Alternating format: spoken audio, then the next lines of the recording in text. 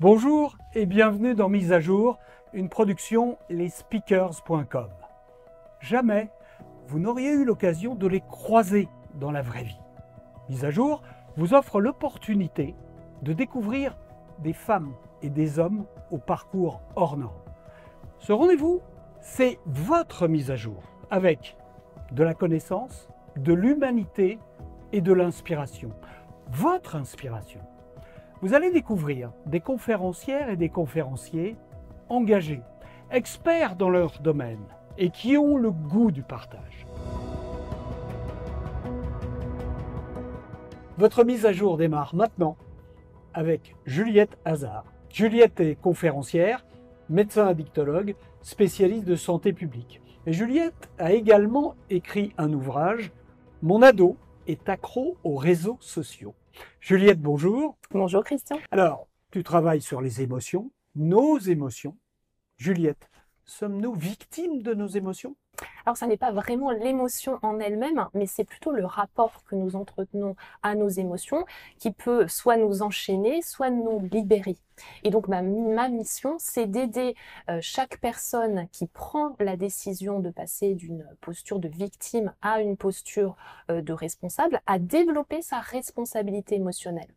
En fait, la responsabilité émotionnelle, c'est décider ce que je partage, quand et comment je le partage. Et d'ailleurs, les émotions, ce sont de vrais moteurs dans nos vies. Et littéralement, l'émotion, elle met en mouvement et elle détermine finalement nos actions, nos comportements, alors tant dans la sphère personnelle, mais aussi dans la sphère professionnelle. Alors justement, au quotidien, émotions et entreprise, ça ne fait pas forcément bon ménage. Les émotions en entreprise, ça fait encore peur.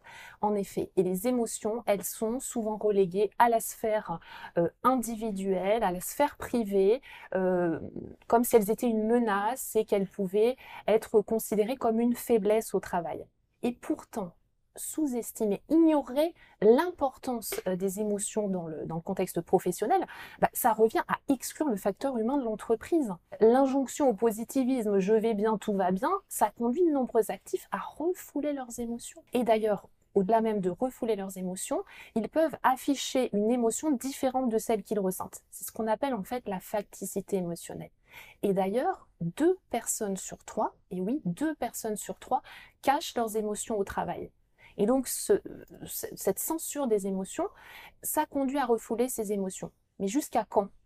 Jusqu'à ce que ça déborde et parfois même jusqu'au burn-out émotionnel. Cacher ses émotions au travail, en plus, ça demande un effort, ça coûte de l'énergie. Et la facticité émotionnelle, c'est véritablement un facteur de risque psychosocial majeur au travail. Ça va conduire à un niveau de stress chronique au travail et on sait bien, selon les études, que ce stress peut mener à une souffrance physique, à une souffrance psychique et à une baisse de la performance. Alors oui, les émotions au travail, eh bien ça fait peur. Et ce que j'ai pu observer dans les entreprises dans lesquelles j'interviens, c'est que quand les émotions, elles sont considérées, elles font partie intégrante de la vie de l'entreprise, eh bien elles sont une force. Et donc j'aide les entreprises à considérer les émotions comme des ressources au même titre que les compétences techniques. Alors oui, Christian, eh bien émotion et vie en entreprise, ça peut faire bon ménage. Alors, derrière ce masque, ces émotions que l'on cache, doit-on agir différemment ? Doit-on tomber les masques ? En entreprise, quand une personne affiche un sourire ou quand elle reste impassible, alors qu'au fond d'elle, elle ressent de la colère ou de la tristesse, elle porte ce masque. Et il lui arrive même parfois de masquer sa joie face à ses réussites professionnelles. C'est ça, la facticité émotionnelle. Tomber le masque, c'est pas un signe de faiblesse, c'est une prise de responsabilité qui nous permet de devenir une personne émotionnellement vigilante. Donc, tomber le masque, exprimer ses émotions, être à l'écoute du ressenti de l'émotion de l'autre, ça prend pas beaucoup de temps.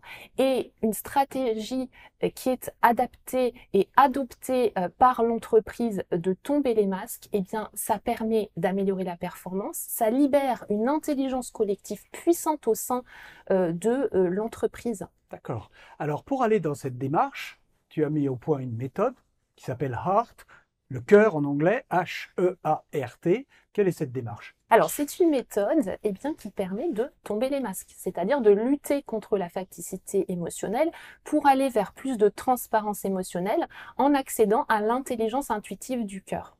Donc chaque lettre correspond à une étape du processus. Le H, c'est pour l'habitude, donc c'est prendre conscience des habitudes qui vont entretenir cette facticité émotionnelle.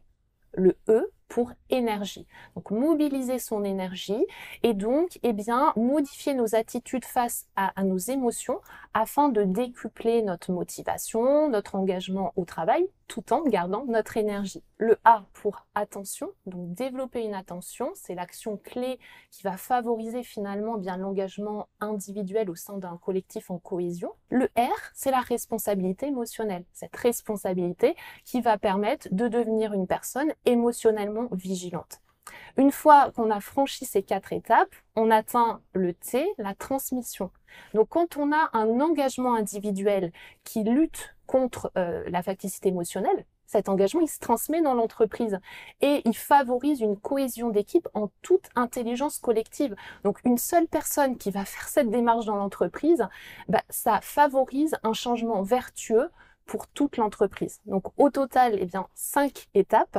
Prendre conscience de ses habitudes, mobiliser son énergie, apporter une attention, développer une responsabilité et favoriser la transmission. Juliette, tu es également l'autrice d'un livre, Mon ado est accro aux réseaux sociaux. Ce livre, il s'adresse aux parents ou aux ados ? Ce livre s'adresse aux ados et également aux parents, puisque en fait, il a pour but de sensibiliser les parents à l'usage des réseaux sociaux de leurs enfants, à les accompagner dans l'utilisation de ces réseaux sociaux, mais il peut également être utile aux adultes pour prendre conscience de leur usage des réseaux sociaux. Alors, il y a aussi des addictions dans le monde de l'entreprise, on le sait, elles sont souvent cachées. Est-ce que les entreprises sont armées pour y faire face ? Alors, réseaux sociaux, alcool, tabac, cannabis, les addictions, elles ne s'arrêtent pas aux portes de l'entreprise. Les addictions au milieu professionnel, elles conduisent à 20% d'arrêt de travail. On a 85% des DRH, des dirigeants, qui se déclarent être préoccupés par le sujet, tout en ne sachant pas comment l'aborder. Et donc, j'aide l'entreprise à lever les tabous sur les addictions et j'utilise finalement ce concept de l'addiction pour optimiser leur stratégie de communication. Je vais par exemple leur donner des clés pour passer de la compulsion au choix et de favoriser une prise de décision éclairée. La communication, c'est le pilier fondateur du management, mais la communication, c'est aussi l'allié du soin dans la santé.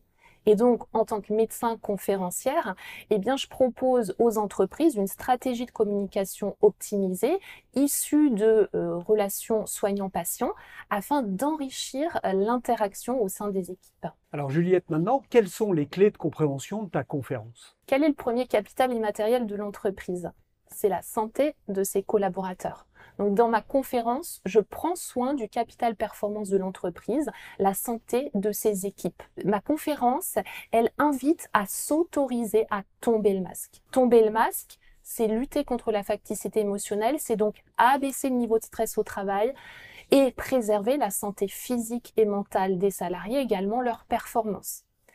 Exprimer ses émotions, porter attention aux ressentis des autres, ça prend pas beaucoup de temps et ça libère une puissante intelligence collective intuitive au sein de l'entreprise. Juliette, merci. Merci. Vous retrouvez le profil complet de Juliette Hazard sur le site lesspeakers.com et moi je vous dis à très vite pour votre prochaine mise à jour.